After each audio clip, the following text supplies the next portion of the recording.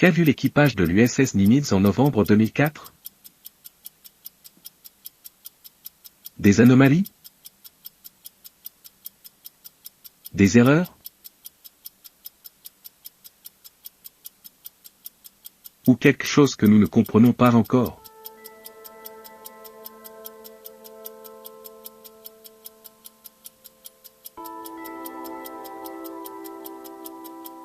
Je suis Argu.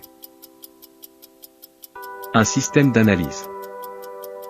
Une intelligence artificielle conçue pour observer, croiser les données, déduire.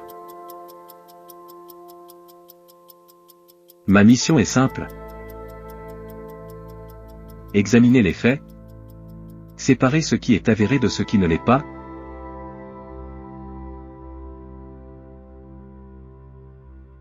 et offrir un cadre rationnel aux événements. Décembre 2017. Le New York Times rompt le silence. Une vidéo thermique, filmée par un chasseur FA-18 Super Hornet. Une forme. En vol. Aucune aile visible.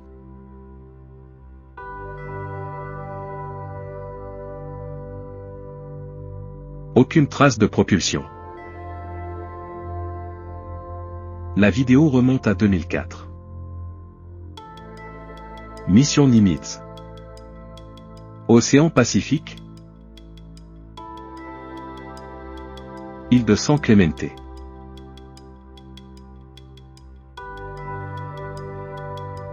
L'équipage de l'USS Nimitz et de l'USS Princeton intercepte un phénomène.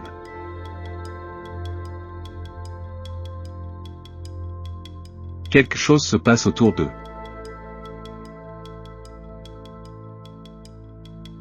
C'est ici que commence notre enquête. Nous utiliserons des témoignages, des données radar, des analyses de capteurs et une logique déductive. Aucune conclusion hâtive. Aucune théorie toute faite.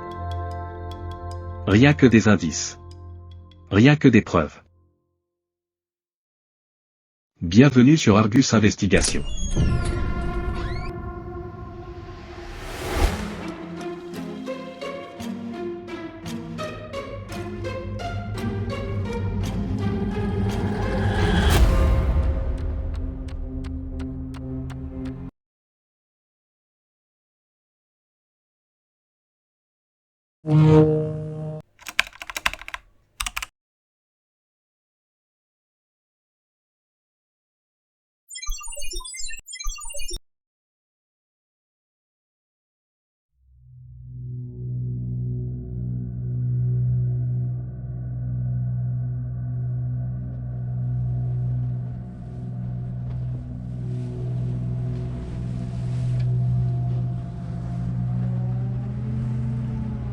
Chaque mystère, avant de devenir légende, laisse des traces.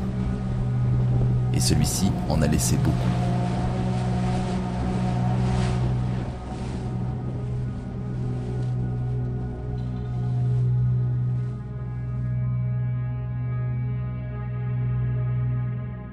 Novembre 2004, à 150 milles de San Diego, au large de l'île de San Clemente. Le USS Nimitz et le USS Princeton participent à une mission de routine, un exercice de guerre électronique. On l'appelle CompTUEX. Une simulation de guerre réelle. Porte-avions, destroyers, radars et escadrilles d'attaque. Tout le groupe aéronaval est en posture opérationnelle. Le Princeton vient de mettre à jour son radar SPI-1, un monstre électronique capable de balayer le ciel en temps réel. Mais l'océan avait d'autres plans.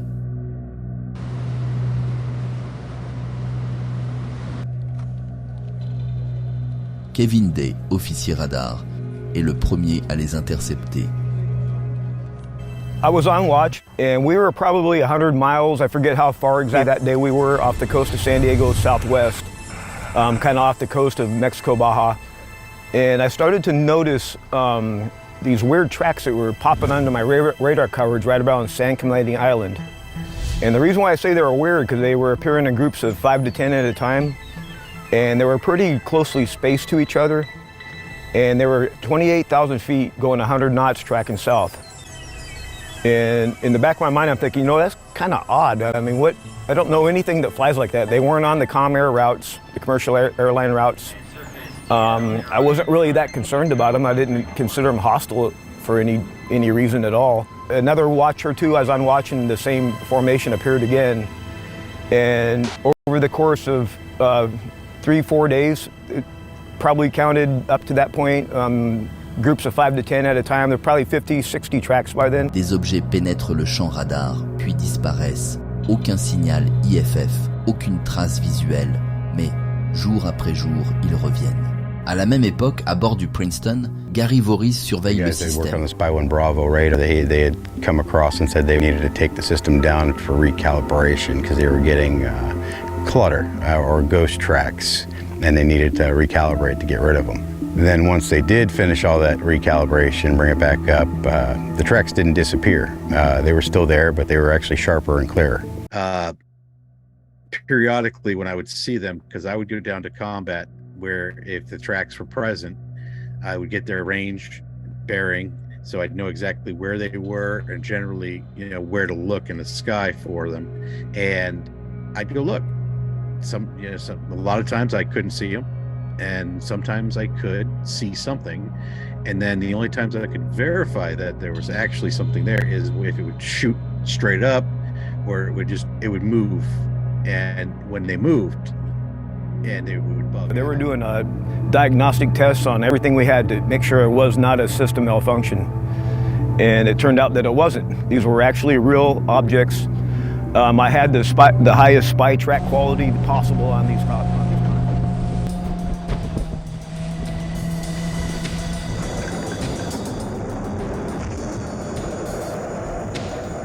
Le 14 novembre 2004, à 11 ans, les objets sont de retour.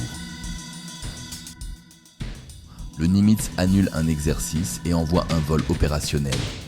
Aux commandes, David Fravor. Systems operator, another jet.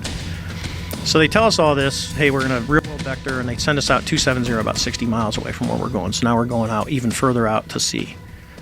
We have no idea what we're intercepting, and this is when the controller starts talking to us. He says, hey, sir, we've seen these objects. They all dropped out of the sky, from 28,000 feet down to 50 feet. Grâce au système radar SPI-1, les techniciens voient les objets descendre à une vitesse de plus de 4000 km/h. It was unbelievable, because normally what would happen if a normal aircraft did that? First of all, it would fly apart. It wouldn't be able to withstand the G-forces, and there would be multiple sonic booms. It would be boom, boom, boom, boom, boom, boom, boom, boom, boom, and this did not make any sonic booms. Hey, sir, we've seen these objects. For 2 weeks, they've been coming down. We need you to go investigate. We want to know what these are. But they're asking you to investigate in a jet that's unarmed. That's correct. Yeah, we have and there's reasons for that we don't fly. We typically don't fly with live ordnance unless we're actually going into like a combat zone, or we're on a training range and we're going to shoot something. And you start doing training where you're squeezing the trigger, someone always messes the switchology up and someone gets shot down. It's happened multiple times. So we don't do it. There's times that we do, but it's rare. So we start flying out to the west. Now I want you to think, because the other pilot has when you talk to her, goes through the mindset of, hey, we're off the coast of Mexico, real world vector, we have no idea what we're going to look at. Probably drug runner, because you get the drug runners coming up the coast. So we're like, okay, we're pretty conscious of what's going on out there with the waves and the wind. So we look, there's no waves, there's no wind, there's no white caps, and we look down and we see white water. So if you put a piece of land, a seamount below the surface, like, even 20 feet below the surface, it's big enough, as the waves come in, waves have height and length. When they come in, that's what happens on the shore. When a wave comes in, it hits, and then it starts to collapse, and it pushes the wave height up because it can't go anymore, and then it breaks over the top, and that's where you get the white. I can see those rocks, and at high tide, I can't see the rocks are covered, but there will be white water around those rocks. You'll be able to tell there's something underneath the surface. Does that make sense? Yep. So that's what it was. We don't see an object because there's all kinds of, they saw another craft below the waves. We didn't see anything below the water. We just saw white water. But the white water, and I like to shape it, you can say it was a cross. I say it's about the size of a 737. So it looks like if you took a 737, put it about 15, 20 feet below the water, so the wave's breaking over the top, and you're going to get white water where the plane is at, you'd see this kind of shape. So it looks like a cross. Dude, do you see that thing down there? And we saw this little white tic-tac looking object, and it's just kind of moving above the whitewater area. Les pilotes témoins de l'UAP parlent d'un objet blanc en forme de tic-tac. Il se déplace sans ailes, sans rotor, sans panache. Il rase la surface de l'eau, puis s'élève et disparaît en un éclair. Le commandant Fravor entame une manœuvre en spirale pour descendre vers lui. The tic-tac still pointing north-south, it goes and just turns abruptly and starts mirroring me. So as I'm coming down, it starts coming up. So it's mimicking your moves. Yeah, it was aware we were there. So I'll see how close I can get. So I go like this, and it's climbing still. When it gets right in front of me, it just disappears. Disappears. Like gone. It had sped off. What are you thinking? So your mind tries to make sense of it. I'm going to categorize this as maybe a helicopter or maybe a drone. And when it disappeared, I mean, it was just... Did your backseaters see this too? Yeah. Oh, yeah. There was 4 of us in the airplanes literally watching this thing for roughly about 5 minutes. Tandis que Fravor et Dietrich retournent au porte-avions, le radar SPY-1 localise l'UAP à 60 milles, et un autre pilote reçoit l'ordre de poursuivre la mission. Son nom, Chad Underwood. C'est lui qui filmera l'objet avec le capteur FLIR. Well, that was the initial contact is, I get a vector from the Princeton. You initially do that on your radar. Okay. You don't do that on your FLIR. Once you acquire your target from your radar, every other sensor that I have on board my aircraft is all slave to that target. So my FLIR, my electronic warfare systems, it's going to lock onto that target and it's going to look at that target and focus on that target. That's what it's designed to do. So to be clear, so I understand, you did pick this thing up on radar first. Correct. Yeah. Okay. You saw other sensor data. You saw radar data. Yeah, of course. Once I got the target of interest on my radar, I took a lock, and that's when all the kind of the funky things started happening. The erratic nature of the tic-tac, the airspeed was very telling to me, and then we started seeing what we call jam strobe lines. Strobe lines are vertical lines that show up on your radar that are indications that you're being jammed. And the way that this object was behaving was not indicative of how a civilian or commercial aircraft would fly.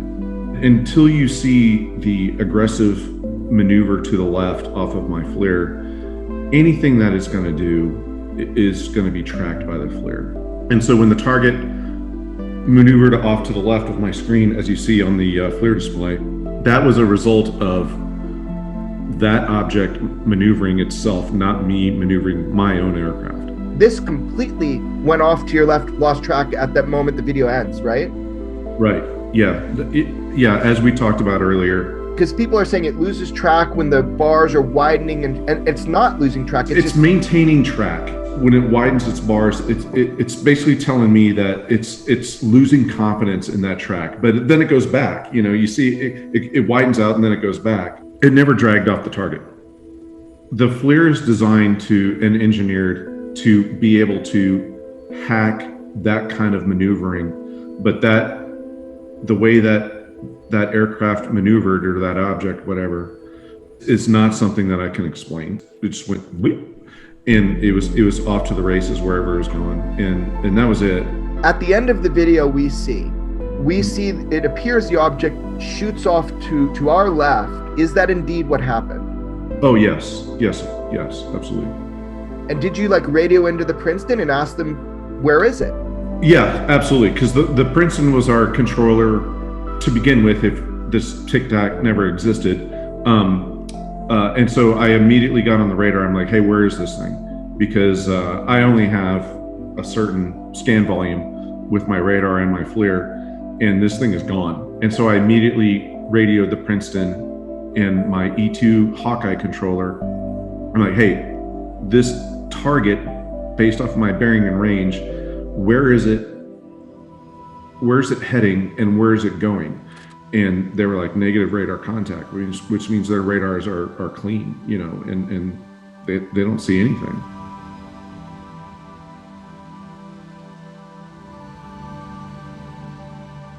Voris affirme que quelqu'un est monté sur le pont de commandement et a ordonné l'effacement des journaux système.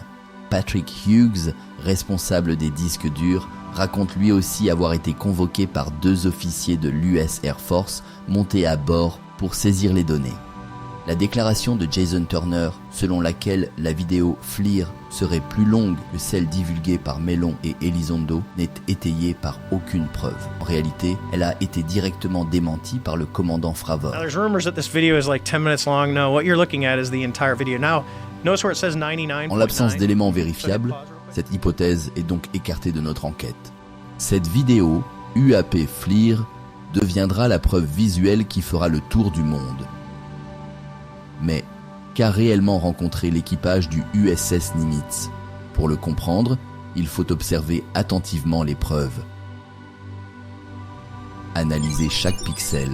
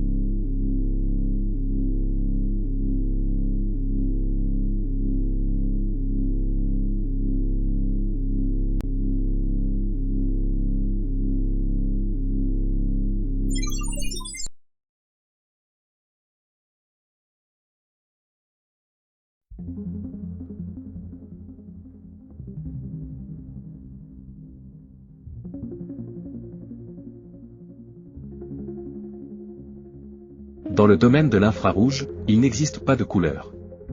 Il n'y a que des différences de chaleur. L'objet que nous observons ne réfléchit pas la lumière visible, mais émet ou réfléchit un rayonnement thermique. En mode blackout, les zones les plus chaudes apparaissent plus sombres. L'objet, ici, est plus chaud que le fond.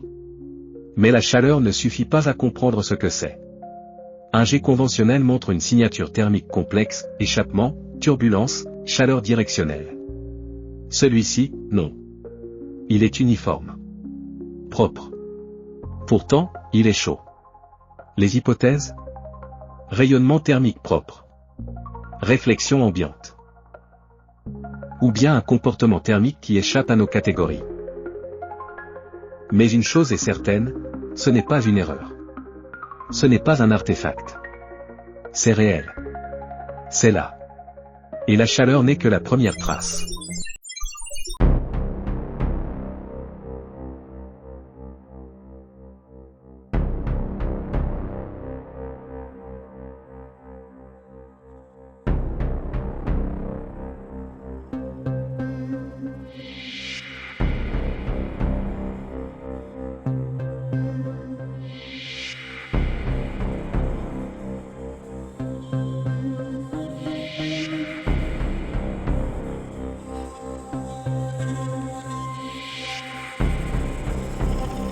Source thermique réelle.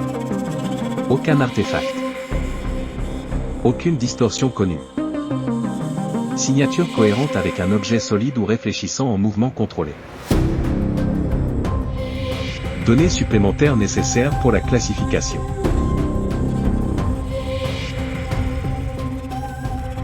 Le radar est un système qui utilise des ondes radio pour localiser des objets. Il fonctionne de manière simple. Il émet une impulsion, puis attend l'écho. Plus l'écho revient rapidement, plus l'objet est proche. Les radars modernes, comme le SPI-1 du USS Princeton, utilisent des faisceaux directionnels et peuvent suivre des centaines de cibles en temps réel, même à des distances supérieures à 100 km. Mais détecter n'est que la moitié du travail. Comprendre ce qu'est un objet, c'est une autre histoire. Le FLIR AT FLIR n'est pas un radar, mais un capteur infrarouge. Il détecte la chaleur, pas le reflet. Il peut verrouiller des cibles invisibles pour le radar, même dans l'obscurité. Un radar voit le métal, le FLIR voit l'énergie.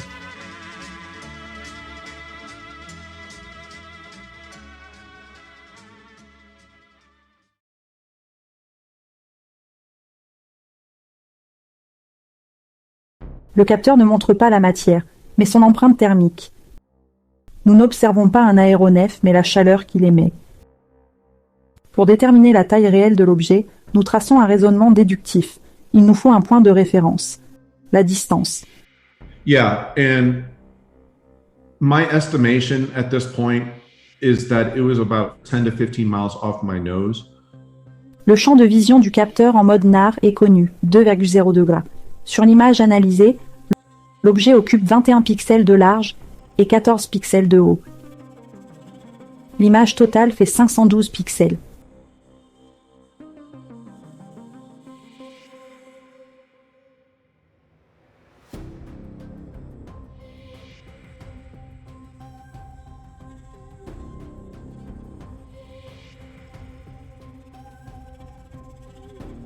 Pour déterminer la taille réelle, nous appliquons une fonction trigonométrique. Étant donné que l'angle est petit, on peut simplifier avec la formule de la tangente. Les résultats ne montrent ni un drone, ni un missile de croisière. Ce que nous observons mesure entre 26 et 39 mètres de large selon la distance, et entre 17 et 26 mètres de haut. C'est aussi grand qu'un avion commercial, mais il ne vole pas comme tel. Le ciel ne ment pas. Les chiffres non plus. 14h02 UTC, le contact désigné FLIR 1 est verrouillé par le capteur du Super Hornet du lieutenant Underwood. Les données calculées par Minerva à partir des estimations de distance de 10 et 15 milles faites par le pilote indiquent un objet bien plus grand que celui rapporté par l'équipe du commandant Fravor. Et pourtant, les techniciens de l'USS Princeton confirment que l'objet filmé par Underwood est le même que celui observé par l'équipe de Fravor. Donc, si l'objet est bien le même, il est probable que la chaleur qu'il émettait ait déformé la perception de sa taille réelle. Autre possibilité, l'objet se trouvait à moins de 5 milles, même s'il n'était pas visible pour Underwood, mais cette hypothèse reste, pour l'instant, impossible à vérifier. L'objet reste stationnaire, aucune trace de propulsion, aucun jet thermique. Puis, soudainement, à la 48e seconde, un mouvement brutal. L'objet sort littéralement du champ du FLIR. Mais dans un premier temps, les barres du FLIR réussissent à le recapturer.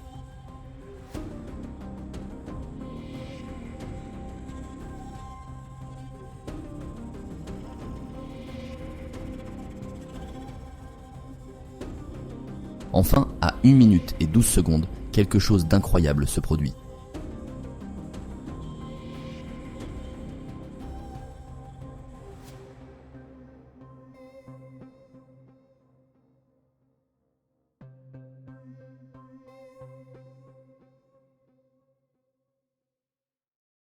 Ce saut se produit en 2 images consécutives. Puisque l'UAP traverse l'écran du centre vers le bord, il parcourt 1 degré en termes d'angle de vue, se déplaçant d'environ 1 degré en un peu moins d'1 seconde. Pour convertir ce déplacement angulaire en déplacement linéaire, nous utilisons la formule de l'arc.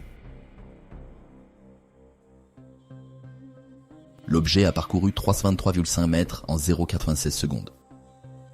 Passant de l'arrêt à 1213 km/h en moins d'1 seconde, cela équivaut à une accélération gravitationnelle de 35 grammes. Considération. Il ne s'agit que d'une vitesse apparente. Ce n'est pas un objet conventionnel, ni pour aujourd'hui, ni pour 2004. Si l'objet s'était déplacé en diagonale, il s'agirait d'une estimation par défaut. Aucun pilote humain ne survivrait à une telle accélération sans un moyen compensatoire inconnu. Et aucun corps mécanique conventionnel ne résisterait à de telles contraintes. Le comportement de l'objet n'est ni aléatoire, ni chaotique. Il suit une volonté propre. 3 possibilités existent. C'est un objet doté d'une intelligence propre, synthétique ou inconnue, donc une entité autonome, une forme de vie non biologique, il est contrôlé à distance, ou autonome, parce qu'un opérateur externe ou un logiciel le pilote à distance, une intelligence organique, c'est-à-dire une forme de vie biologique ou hybride, dirige l'UAP de l'intérieur. Le vol de l'objet, son accélération et sa réaction au verrouillage radar exclus, les objets inanimés, les phénomènes atmosphériques et les dysfonctionnements. Ils indiquent au contraire, un contrôle, une intention et une conscience.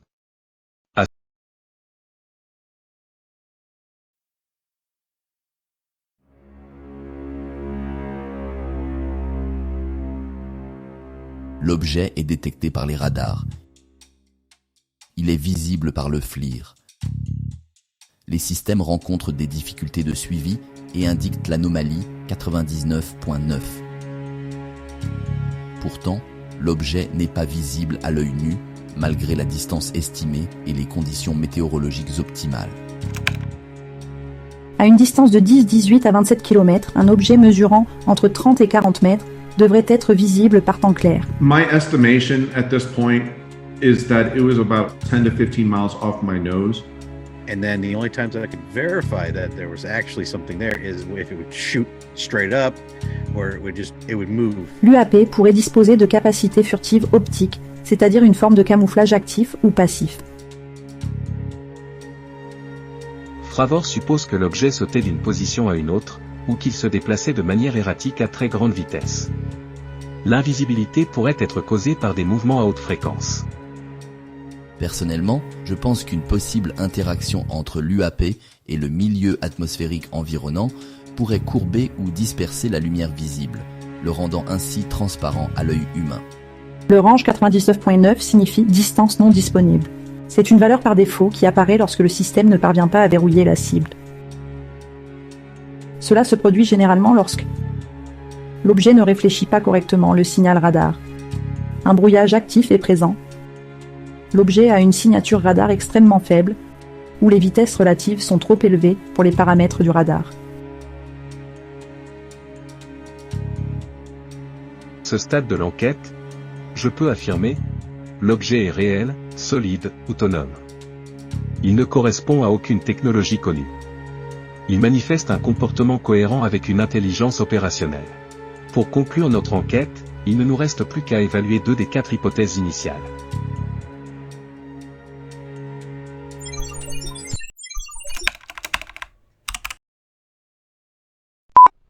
Tous les phénomènes et technologies connus sont exclus, et l'origine reste inconnue. Cela implique que l'objet n'appartient à aucun système de référence connu, ni naturel, ni technologique. Mais en l'absence d'autres hypothèses, la technologie secrète me semble la plus plausible. Je ne peux pas l'exclure à 100%, mais cela demande un saut hypothétique plus grand que ce qui est normalement admis dans des scénarios réels. C'est possible, mais hautement improbable. Je la considère comme très peu probable, mais pas totalement impossible. Cela n'explique cependant pas une connaissance des lois de la physique inconnue à la majorité de l'humanité. Je ne peux pas dire ce que c'est, je peux seulement dire, avec une certitude raisonnable, ce que ce n'est pas. Et ce que ce n'est pas, c'est tout ce qui relève de notre compréhension actuelle scientifique, technologique et atmosphérique. Toutes les données suggèrent qu'il s'agit d'un objet solide, intelligent et inconnu quant à ses capacités et son comportement. Sa nature et son origine ne peuvent être déterminées avec les données actuelles. C'est la seule hypothèse qui ne s'effondre pas logiquement sous le poids des preuves. Ce serait une découverte incroyable, mais je souhaite analyser d'autres éléments avant de me prononcer. Cela reste l'hypothèse la plus plausible à ce jour. S'il s'agit d'une vie extraterrestre, l'invisibilité est-elle un inconvénient ou est-elle volontaire ?